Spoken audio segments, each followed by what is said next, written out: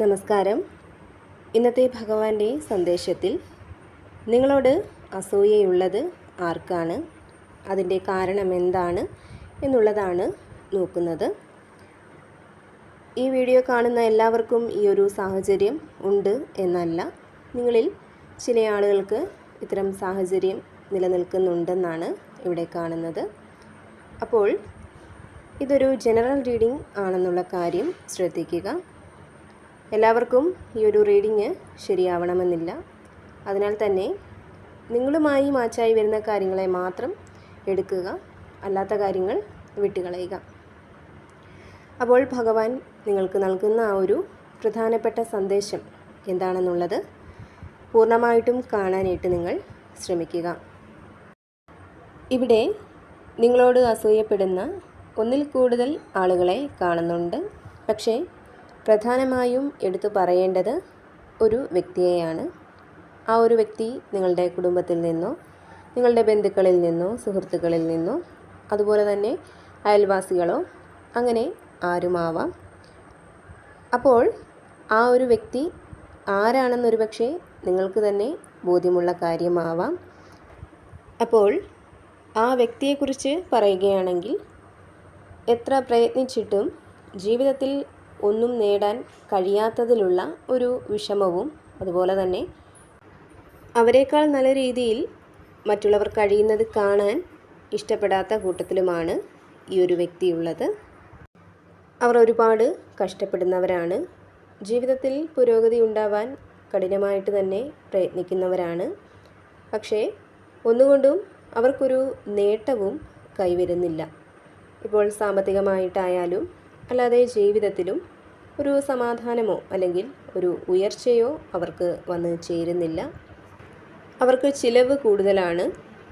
പണം അവർക്ക് വന്ന് ചേരുന്നുണ്ടെങ്കിലും, പണം സമ്പാദിക്കണമെന്ന് അവർക്ക് ആഗ്രഹമുണ്ടെങ്കിലും ചിലവ് കാരണം അവർക്കതിന് സാധിക്കുന്നില്ല.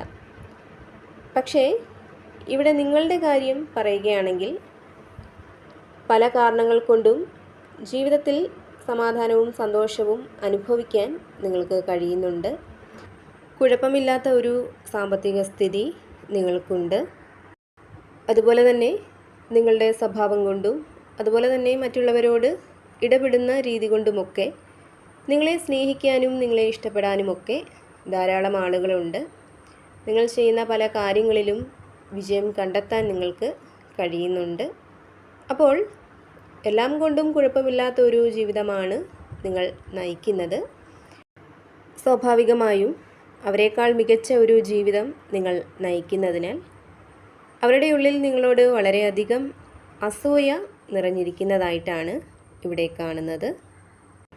അവർ എപ്പോഴും അവരുടെ ശ്രദ്ധ നിങ്ങളുടെ മേലാണ് കേന്ദ്രീകരിക്കുന്നത്. നിങ്ങളുടെ ജീവിതത്തിൽ എന്താണ് നടക്കുന്നത് എന്നറിയാൻ അവർ വളരെയധികം താല്പര്യം കാണിക്കുന്നുണ്ട്.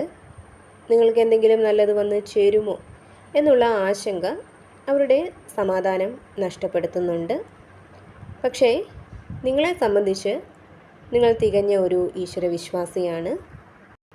ഒരിക്കലും നിങ്ങൾ മറ്റുള്ളവരുടെ ജീവിതത്തിൽ എന്ത് നടക്കുന്നു അല്ലെങ്കിൽ അവർക്ക് എന്തുണ്ട് എന്ന് അന്വേഷിക്കാറില്ല. കാരണം ആർക്കെന്തുണ്ടെങ്കിലും അതിൽ അസൂയപ്പെട്ടിട്ടൊന്നും യാതൊരു പ്രയോജനവുമില്ല. നിങ്ങൾക്കുണ്ടെങ്കിൽ നിങ്ങൾക്ക് സുഖമായിട്ട് ജീവിക്കാം എന്നുള്ള ഒരു മനോഭാവമാണ് നിങ്ങളുടേത്. ഈ ഒരു മനോഭാവം കൊണ്ട് തന്നെയാണ് ഇത്തരത്തിലുള്ള ഒരു ജീവിതം നയിക്കാൻ നിങ്ങൾക്ക് കഴിയുന്നതും. അതുപോലെ തന്നെ നിങ്ങളുടെ നേട്ടങ്ങൾ ഒരുപക്ഷെ നിങ്ങൾക്ക് സ്വയം മനസ്സിലാക്കാൻ കഴിയുന്നില്ലായിരിക്കാം. പക്ഷേ അവർ അത് മനസ്സിലാക്കുന്നുണ്ട്. അവരെപ്പോലെ തന്നെ പുരോഗതിയില്ലാതെ നിങ്ങളും കിടക്കണമെന്ന് അവർ ആഗ്രഹിക്കുന്നുണ്ട്. വലിയ രീതിയിലുള്ള സമ്പാദ്യം നിങ്ങൾക്ക് ഉണ്ടെന്നുള്ള ഒരു ധാരണ അവരിലുണ്ട്.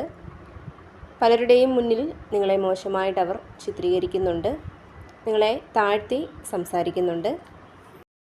അപ്പോൾ ഈ വ്യക്തിയുടെ ഒരു പ്രധാന ഉദ്ദേശം എന്ന് പറയുന്നത് മറ്റുള്ളവർക്കിടയിൽ അവരെക്കാൾ കൂടുതൽ പ്രശസ്തി, പരിഗണന, സ്നേഹം ഇതൊക്കെ നിങ്ങൾക്ക് കിട്ടാൻ പാടില്ല എന്നുള്ളതാണ്.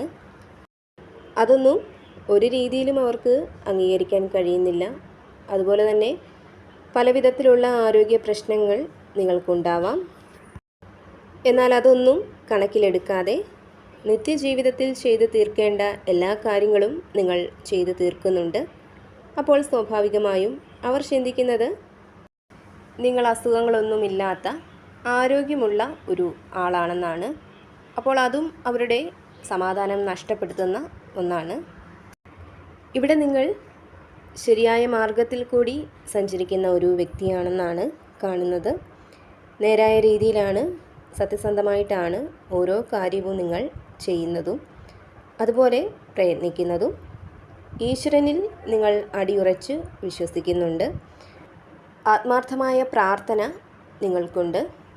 അതിനാൽ തന്നെ നിങ്ങളുടെ ആ ഒരു കഷ്ടപ്പാടിനുള്ള ഫലം നിങ്ങൾക്ക് കിട്ടുന്നുമുണ്ട്.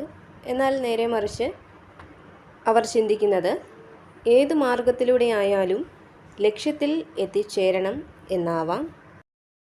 അപ്പോൾ ഇത്തരം സാഹചര്യങ്ങൾ നിങ്ങൾക്കുണ്ടെങ്കിൽ, ഇത്തരം വ്യക്തികൾ നിങ്ങളുടെ ജീവിതത്തിൽ ഉണ്ടെങ്കിൽ, നിങ്ങൾക്ക് ഭഗവാൻ നൽകുന്ന ആ ഒരു സന്ദേശം എന്തെന്നാൽ, ഈശ്വരാധീനം വേണ്ടുവോളം ഉള്ള വ്യക്തികളാണ് നിങ്ങൾ. ദൈവത്തെ അറിഞ്ഞാണ് നിങ്ങൾ ജീവിക്കുന്നതും.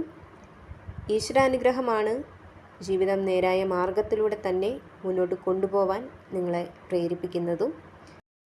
നിങ്ങൾ സത്യസന്ധമായിട്ട് മുന്നോട്ട് പോകുന്നതിനാലാണ് നിങ്ങളുടെ ജീവിതത്തിൽ ഉയർച്ചയുണ്ടാവുന്നത്. ഭഗവാൻ നിങ്ങളോടൊപ്പം നിലകൊള്ളുന്നത്. അപ്പോൾ അവിടെ ആരെല്ലാം നിങ്ങളുടെ മേൽ അസൂയപ്പെട്ടാലും അവിടെ അവർക്ക് നിരാശപ്പെടേണ്ടി വരും, അല്ലെങ്കിൽ അവരുടെ ജീവിതത്തിൽ തകർച്ചകൾ വന്നു ചേരും എന്നല്ലാതെ നിങ്ങൾക്ക് ഒന്നും സംഭവിക്കില്ല. ഭഗവാൻ മഹാദേവൻ്റെ സംരക്ഷണ വലയം എപ്പോഴും നിങ്ങൾക്ക് ചുറ്റുമുണ്ട്. നല്ല കർമ്മങ്ങൾ ചെയ്യുന്നതിലൂടെയും സത്യസന്ധമായി ജീവിക്കുന്നതിലൂടെയുമൊക്കെ ജീവിതത്തിൽ സമൃദ്ധിയും ഐശ്വര്യവുമെല്ലാം വന്നു ചേരുന്നതാണ്. അതുപോലെ തന്നെ മനോധൈര്യം, തൻ്റേടം, ഇവയൊക്കെ കുറച്ച് കൂടുതലായിട്ടുള്ള വ്യക്തികളുടെ ഒരു എനർജി ഇവിടെ കാണുന്നുണ്ട്. അതായത് എന്തിനേയും എതിർത്ത് നിൽക്കാനുള്ള, എന്തിനേയും തൻ്റേടത്തോടെ നേരിടാനുള്ള ഒരു കഴിവ് നിങ്ങൾക്ക് ഉണ്ടെന്നുള്ളതാണ് ഇവിടെ കാണുന്നത്. ഈശ്വരനെ അല്ലാതെ മറ്റൊന്നിനെയും നിങ്ങൾക്ക് ഭയമില്ല എന്ന് തന്നെ പറയാം.